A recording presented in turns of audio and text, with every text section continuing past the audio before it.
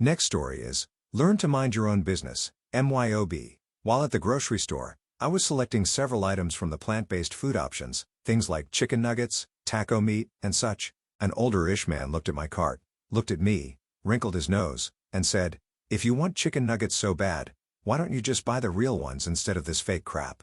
Now, normally, I would just shrug it off or ignore it, but not today, Satan. I smiled sweetly and said, "Well, I'm caring for my severely disabled sister, who is currently in stage 4 kidney failure and is strictly prohibited from eating animal protein. I'm sure she would rather have a real chicken nugget too, but if I let her eat that routinely, she would die sooner than she already is. But I thank you for your opinion." I should feel bad for the look of shock and horror on his face, but I don't. Our next story is he deaf? Yes, he is. I worked at a magical resort in my teens, mostly by the pools. I worked there with a friend, Carl, who was deaf. The fact he was deaf was noted on his name tag so customers were aware, and that he knew sign language. One day, while at work, it starts to rain and lightning. When there's a lightning storm, the resort makes all customers leave the pool area for safety. This upset one of the Karens at the pool, but she begrudgingly left. It was almost time to let the customers back into the pool area, but beforehand, the resort would have us, attending the pool, clean up the area a bit, old towels, etc. before letting anyone else back in. Well, during this cleanup time, Carl and I were picking things up and noticed that the same Karen was shouting at my friend, trying to get his attention, yelling at him to not clean up her resort towels, as she wanted to ensure she kept the better area at poolside, trying to save the seat. Carl was not responding to her shouts, as he could not hear her, obviously. She saw me and started to complain about my friend to me, stating how, "He is purposely ignoring me. How disrespectful. I should tell his manager." Before I could even respond, she then said, "What, is he deaf?" It was then that I immediately responded with, "Yes, he is." While also being an awesome employee and friend, he helps here, assisting with other deaf customers, as our resort sees customers from all walks of life. Karen seemed at a loss for words and did not even respond to me, just walking away, but red in the face. I told Carl about it, and he had a good laugh about it. Next story is, parents told my brother that he could take my house, and I could just live in the camper in the backyard because I'm single and he has a wife and kids. I'll warn everyone here that this is going to be very long. So long that I'm splitting it into 2 posts and including a TLDR for each. I also really don't care who believes this. It's just so crazy that I don't blame anyone who calls BS. I won't argue about it, but this happened to me. I also really don't care if anyone in my family sees this. I'm not going to sugarcoat anything, but I'm also not going to reveal any details that'd clue anyone into who I am that doesn't already know me. I'm a single man in my early 30s.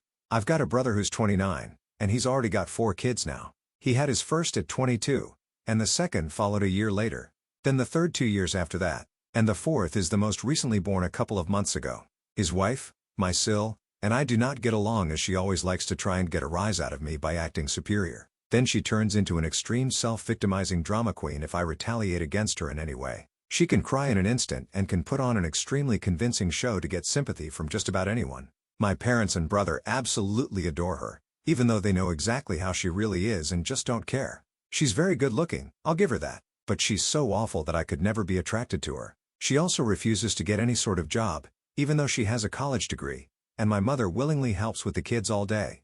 So their finances are entirely dependent on my brother. This also means they can't afford to live anywhere but my parents' house. And privacy is a bit of an issue with all of them under one roof in a 3-bedroom house that was built in the 60s.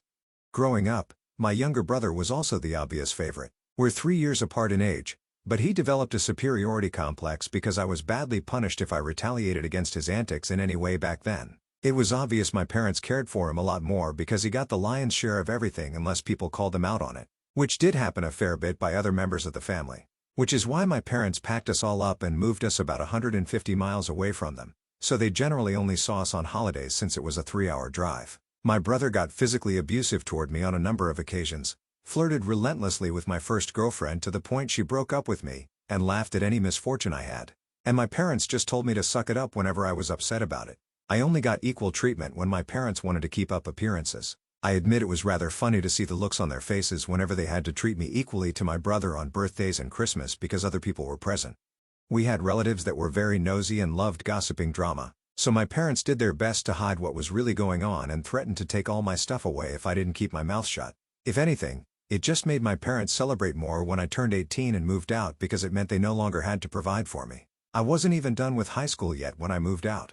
But couch surfing was far better than living with them. I was low contact ever since leaving home. They didn't even show up for my high school graduation. But I really didn't care. From that point on, I would usually only see my parents and brother on holidays like the rest of the family. The start of the 2020 pandemic was not kind to me. I lost my job and couldn't renew the lease on my condo because my roommate also lost his job and neither of us could afford the place on unemployment money. It was a rented 2-bedroom condo that I really loved. As the lease was ending, my roommate left early to move back in with relatives, and I had to sell nearly all of my stuff because I was soon going to be homeless if I didn't downsize to an extreme. I really shouldn't have rented a place that was so expensive. But I liked living the high life, until that life wasn't kind to me. And I realized I should have been living somewhere far cheaper so I could have saved more money to fall back on. But I had a plan. I own a truck simply for the fact that I've always loved trucks, so I found a $1,000 camper in good shape and put it on my truck just so I could live out of it for a while. It was supposed to be temporary, but I ended up living out of it far longer than I ever thought. I originally was hoping to be able to live out of the camper at my parents' house, where my brother and his family still reside as well. But when I asked my parents to let me stay for a while, they told me they had a full house and didn't want me there. Plus, we hadn't exactly gotten along in the past decade. They said they'd only agree to let me park my camper there if I paid them basically what it'd cost to rent an apartment in my area. That was way too much just to park my camper. I was jobless and trying to save as much of my unemployment money as I could till I could find a new job. I may as well be living in an apartment with that rent price they were asking. My parents called my camper an eyesore and told me to take a hike since we couldn't come to an agreement. And Sil thought it was absolutely hilarious that I had to live in a camper. My brother joined her in pointing at and mocking me while calling me a homeless bum. I parked my truck/camper in a store parking lot to sleep on the first night that I had nowhere else to go. I felt scared out of my mind that someone might try to break in. Suffice to say I didn't sleep well that night. There was nowhere else I could go as any other relatives that owned houses were fairly far away, and all my friends were apartment people. And I was pretty attached to my area as well. So I didn't want to just leave. I'd also had my mail forwarded to a friend's apartment. It was the only way I could still get my mail anymore. Finding a stable place to park was pretty difficult. I went looking around to try and find a job similar to my old one. It took months of living the nomadic camper life. In that time, I had to deal with a lot. Everything from beggars and drug addicts to people demanding I leave because my camper was an eyesore. At one point someone who told me to move claimed to be with an HOA. I wasn't even parked on a street with houses, and when I questioned what HOA, they got incredibly belligerent and threatened me. I moved my camper anyway just to avoid the trouble. In order to have a steady supply of electricity, I learned to use a long extension cord to plug in anywhere I could to recharge my camper batteries. This meant sneaking around and plugging it into an outside outlet of a random building while parked on a street. I know that's a crummy thing to do, but I had to keep my batteries charged so my refrigerator would stay cold. I had a small solar power bank for recharging my phone, but I didn't have anything like a generator. And generators are noisy and require fuel anyway. So I did what I had to do. After months of living like that, I finally managed to get a new job. I had to move to the neighboring city to find a job that didn't involve retail. I worked retail while in college and promised myself never again. Though I was nearly ready to break that promise. I was still getting unemployment money, but I had no stable place to live while receiving it, and I didn't want to still be jobless when it ran out. Plus, I was bored out of my mind. I had little else to do but read, watch movies on a small portable DVD player, use my phone or laptop, and keep note of where I could park and what local public bathrooms I could use. I kind of envy that the Japanese have public bathhouses. We could really use stuff like that over here. When I finally landed a new job, I practically lived in the back lot of the building by the warehouse in old employee parking spaces. Literally no one else seemed to bother using because they were so far in the back that the area was borderline forgotten. My boss/company owner actually liked this arrangement because I was willingly available to take any shift I could get, so long as I had enough sleep. He even let me take the camper off my truck and set it up in one of the spaces so I could drive around without it. Not exactly sure if this was legal, but no one bothered us about it. The entire time I lived back there, I didn't have to deal with many trespassers. There were a few, but the security guards escorted them out. I was pretty much on call almost all the time when they needed me, and was working virtually every day of the week. My boss let me plug my camper into the building for power and water, and I paid a small amount of rent by working for free on Sundays when no one else was in the office but the janitor and security guard. Beyond that, I usually had to shower at a friend's apartment or at my local gym as the camper didn't have a shower in it, and only a portable toilet, and I didn't want to fill it because emptying it is a nasty chore. So I used other bathrooms as often as I could. I had a key to the warehouse and could go in to use the bathroom there at night whenever needed. I ended up moving out of that arrangement after a year and found a small, humble apartment when I could afford one. I lived there for another 2 years until I finally saved enough for a down payment to buy a small house in my area. In the meantime, my brother was still living at my parents' house, along with his wife and kids, because they still couldn't afford a place of their own.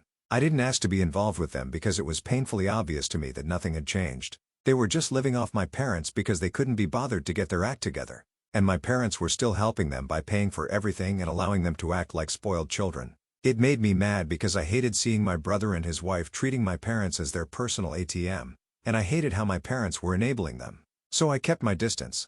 They visited me in my new place when I finally got it, and I was mostly polite, but I stayed firm on my boundaries and refused to let my brother or his wife take advantage of me. It was during one of these visits when things took a turn. My brother, after what seemed like a particularly long and awkward silence, started making small talk with me and mentioned that he was looking for a place to live, now that he had 4 kids. My parents were looking for ways to help him get out of their house, especially since it was starting to affect their relationship. That's when my brother said something that completely floored me. He said, "Well, you've got a house now, and you're single. So why not give me your house, and you can live in the camper in the backyard? That's what you're good at anyway." I stared at him, in disbelief, but then he started explaining to me how it would be perfect, since I wasn't married and didn't have kids. He even told me that it was better for my house to be in the family, so it could be passed down to his kids in the future. He even said he'd give me the camper to live in, since that's the lifestyle I was used to. I'm not exaggerating when I say I lost my cool. After I processed what he had just suggested, I told him that I wasn't giving up my house to him, and that I didn't appreciate how he thought he could just take whatever he wanted from me, as he had done in the past. He tried to guilt-trip me, claiming I was being selfish and that I should help out his family. I told him that if he really wanted a place that badly, he could figure it out himself. Long story short, my parents ended up taking his side.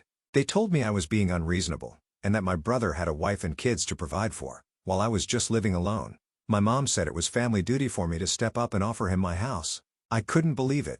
I had done nothing but provide for myself all these years, and now my parents were basically telling me that I should sacrifice everything I had worked for to support their favorite son and his family. I immediately cut off contact with my parents for a while. I couldn't believe what was happening, and I felt betrayed. That's it for now. See you in the next post.